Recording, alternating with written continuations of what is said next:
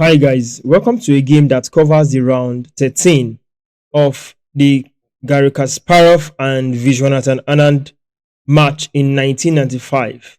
In this game, Garry Kasparov would play the black pieces. Vishwanathan Anand will attack with the white pieces. Vishwanathan Anand played e4. Garry Kasparov chose to play the Sicilian c5. Knight to f3, d6, d4, pawn takes on d4, knight takes on d4, knight to f6, knight to c3, g6. He goes for the dragon variation of the Sicilian in this round 13, with the aim to bring the bishop via this diagonal and castle the king as quick as possible. Bishop to e3. After bishop to g7, queen to d2. This combination is mostly seen whenever you notice that an opponent wants to fianchetto the bishop and castle the shot, especially when this setup is available. This combination prepares to throw the bishop to h6 and trade off this strong defense for the black side. In this game, there are many concepts and ideas played by Grandmaster that me myself I may not see. Naturally, I'm trying to be human as possible. I'm not employing any aid here. I'm trying to see it if I can see it the way average players like myself would see it. So this video may not be the top notch, but I know that chess player will easily relate to this video the way I made them and the way I see the moves. In this position, it is black to play. Black plays knight to c6 first before keeping the king safe. f3 follows. Black castles. Now black has castled before white. In most setup like this, what we see is long side castling for white against black short side castling. The strategy that white will love to employ while playing against this kind of dragon setup. We have this setup in different form. We can see it in different opening. So for this case, this is Sicilian dragon. So we have a bishop, which is the strong dragon on the dark square diagonal. The strategy white would love to employ is to throw pawns on the king side, castle long side, bring the rooks connected, place the bishop on active diagonal, probably this square, to support the pawn storm, or a square like this to hold this f7 to pin the pawn to the king. Then rooks will just stand somewhere here. Rook on g1, rook on h1, then fire towards the black king. Vishwanathan Anand in this game choose different approaches. Let's see his strategy against Garry Kasparov strong defense. He went on with bishop to c4 first. Bishop to d7 comes up. h4. You see? Throwing pawns. Well, a way to stop these pawns was learnt from this game in 1995. Garry Kasparov displayed an understanding with position by playing h5. You see the reason for h5. h5 stopped this pawn h4 from advancing further and causing weaknesses or damages where the king was castled to. Bishop to b3, rook to c8. This rook to c8 move has been seen in games played by Bobby Fischer, in games played by Mikhail Tal. I've seen this move countless of times when playing this dragon variation. When I saw this move, I easily remember that in those games, white actually castled the king. So the rook came in to pressure the file on that king. Are we going to see castling in this game by Vishwanathan Anand? Well, let's proceed. Knight takes on c6 first. Pawn takes. At the moment, the rook is now closed. Rook is not too free anymore compared to the time the knight could move. Now there's a pawn there. Bishop h6, c5. If bishop takes, you allow this queen to penetrate too early. Then pawn storm can follow. remaneuvering pieces and bringing in forces, castling and rook follows can come in as fast as possible. But here in the game, what we saw was bishop to c4. You know, in this position, that's the continuation. Queen to b6, attacking the pawn. Bishop takes on g7, king takes on g7, b3. These are the moments creates weaknesses on the dark squares along this queen side. And on the board, no player has the dark squared bishop. For now, you will see how the queen will be very active on the dark squares. These are strategic ideas. When you know you don't have a dark square bishop, which of the pieces is best used to cover the dark squares? The pawns and the queen in most cases. Then the knight supports too. Bishop to e6, countering this strong bishop.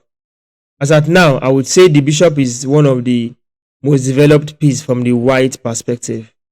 Here, knight to d5. Bishop takes on d5, pawn takes on d5. Players watching this right now, what do you think about this move? This was played in 1995. I know this move is okay, but don't you think it's blocking this bishop here on c4, making the bishop act like a pawn in move 18? Well, if it's me in this modern dispensation, I wouldn't play something like this. In fact, I don't like keeping my bishop in this kind of position. e5 follows, pawn takes en passant, d5. You see, the bishop was free just a second ago, but now d5 attacks the bishop. This made white to lose tempo to e2, then c4 follows. What is the idea? Countering the strength of this bishop, seeing that the dark squares are weak, Kasparov wants to completely punish the freedom of this bishop in just move 20 with this pawn. So if pawn takes, we have a pawn on c4 guarded by the rook, then the bishop becomes inactive, locked out of the game. c3 follows, stopping the pawn from coming and at the same time not taking instantly. In this position, rook on c to c8. If we take it back one move, we can see that the rook was defending this pawn. Now the pawn did not capture. There was no trade on that square. So we could say pawn takes, bishop takes. Yeah, it is possible. But that is my own understanding. Is that a good way to continue? Is that a good approach? Well, in the game, what we saw after the rook move on c to e8 was pawn takes. That's right. However, Grandmaster Kasparov did not take that pawn. He did rook takes on e6 first. Here, king to f1. After rook to e8, we can see the strategic arrangement of the rook on this file, threatening to capture that bishop. The bishop is limited with number of squares, however, can still be kept safe. So bishop to d3 comes up. Okay, pawn takes on c4, attacking the bishop. Bishop takes on c4.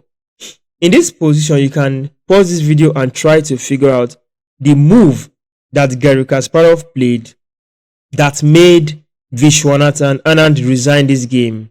In this position, Kasparov played knight to e4. This is a sacrifice, and in fact, I don't know how to qualify this move. The grammar, I don't just know. The big English, I don't just know. This move is attacking the queen at the moment. In fact, your head will be ringing and saying, what can I do? How can I continue from here? But Grandmaster Viswanathan Anand in 1995, this is game 13, actually resigned this game. I'm going to look at some continuations based on my own perspective. So you can drop yours in the comment section. It is fine. This is chess. There are many variations that suit certain positions. However, some are good, some are bad. Now, the game has ended. Kasparov has won this particular game in this match, making it the lead in this particular match now from the game after round 13, Garry Kasparov is having 2 point lead because consecutively he won game 11. No, consecutively he won game 10, equalizing when Anand won game 9. Now he got a 1 point lead after winning game 11, draw game 12. Now he's winning game 13.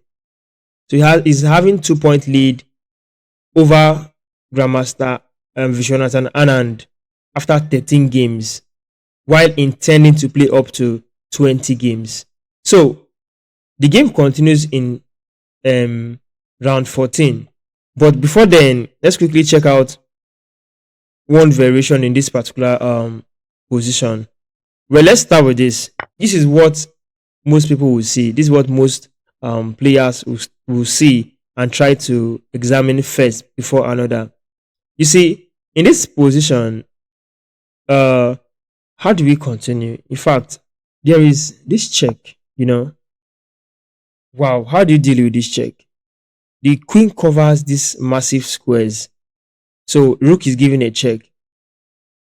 King runs to e2, right?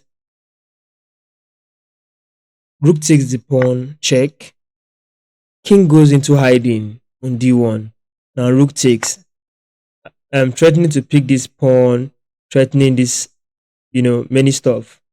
Now I'm going to look at two responses here. The first one is if the queen runs, rook takes the pawn. This can lead to a series of forced checkmates in some sequences because there is check and many others. Well, if we talk about this,